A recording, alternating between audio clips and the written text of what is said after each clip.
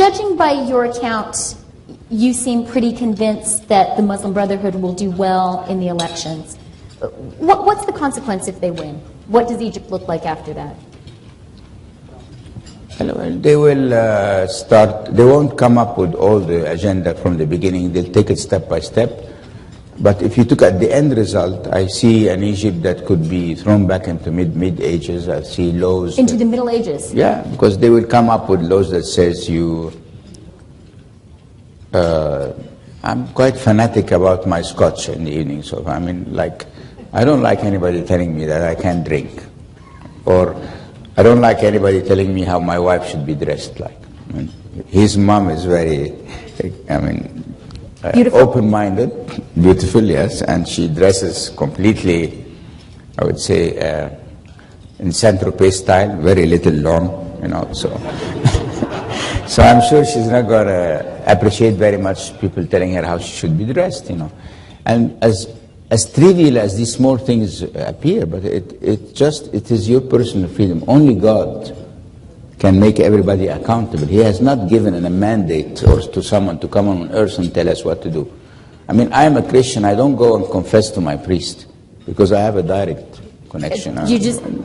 Does God talk back? Yeah, it's like I'm going to tell him the story and he's going to tell God. I go and tell God immediately what's happening, you know. And do you think, I mean, how far do you think if the Muslim Brotherhood does well in the elections, how far will they go? Is Sharia law likely? Yeah, Sharia law, the dress code, the no alcohol, tourism will suffer. The minorities and Christians like us and Copts will suffer because even now we are suffering. So what if they come? We suffered also under Mubarak. I mean, look, since January, 5 churches have been burned and ransacked completely. And not one has been made accountable for that. You see this, if you apply the rule of law and order, nobody would be upset. You won't have any demonstrations. This guy burns a church, he goes to trial, he gets a sentence, okay. And why is that not happening? Because they don't want to confront these fundamentalists, these extremists, because they are... scared? They're scared to confront them, and they are worried if they confront them that they will initiate another reaction, you know. Okay, but I mean, either you implement the rule of law and order or you don't. And then what are these poor Christians going to do? It's not a small minority, they're 12 million. Where the hell are they going to go? I mean, even Canada cannot absorb 12 million Egyptians, you know. Good try. And why would they leave their own country? This was a Christian country, I mean, it's a Coptic country. The Islam came in the 7th century, and many of the Copts kept their religion, kept their faith, and we believe this is our country. So what you need is to draw similar situations in history. When the Iranian revolution happened, everybody thought the Shah was a dictator, the Savak was torturing people, so good riddance, you know, and we'll have a democracy. And then what? We end up with a Khomeini that sends little kids with a key, tell them go and kill some Iraqis and don't worry, if you die you will go to heaven. 16 years old kids with the machine guns. So, what should Canada do? I think what they should do, like the rest of the West, they should have not watched this development as if nothing is happening, because it's not a fair fight. The Islamic, the Muslim brothers are getting funding from Qatar. I said that to the Emir's family. I told them in the face. And what did he say? How did they respond? Oh, they said it must have been Sheikh so-and-so or Sheikh so-and-so or this so. I don't know. I mean, it's $100 million for Qatar. It's like $1 from my pocket, you know. Like, not a big deal, you know. So how would they know who did this? And they know. And Saudis are financing the Salafis. And these liberal people, we are not financed by anyone. As a follow-up to this point that you've underscored on the need for Western involvement, a concern, a counter-argument against that that's often raised is, well, if you have Western involvement, that will provoke a counter-reaction, and there will be a sense of Western imperialism, Western interference. You think that's wrong?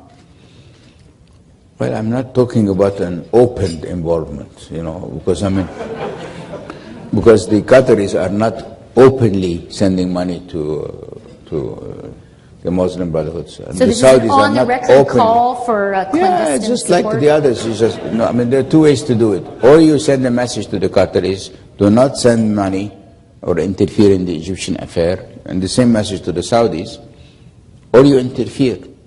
But you leave us victims to an unfair fight. This is just ridiculous.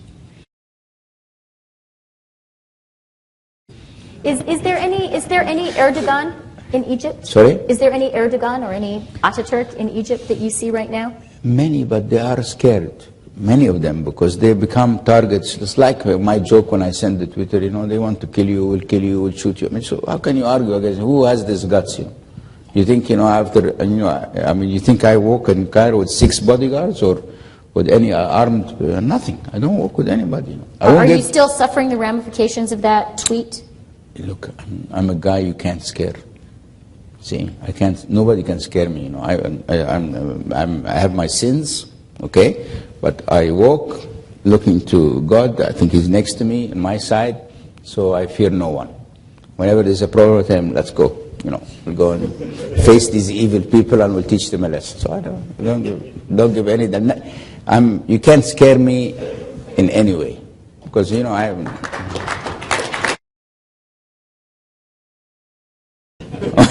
But you did turn off your cell phones. No, that's a different story, because our license, unfortunately, said that the government has the right to ask us for security reasons to terminate the service. And if we don't do that, then our license gets cancelled, which means I am, as a chairman of the company, can be prosecuted by my shareholders because I have vanished billions of value because I didn't obey the license agreement. A deal is a deal, whether it's right or wrong. But who would have imagined when we signed that deal that the government would want really to shut down the service because of the demonstrations? So we had no choice. You don't regret that decision? I had no choice. We're going to go out. I have my son here, and you're going to go out. We've got a bunch of guys here, and we're going to get drunk because we're not sure when I go back to Egypt they still be serving alcohol or not. So.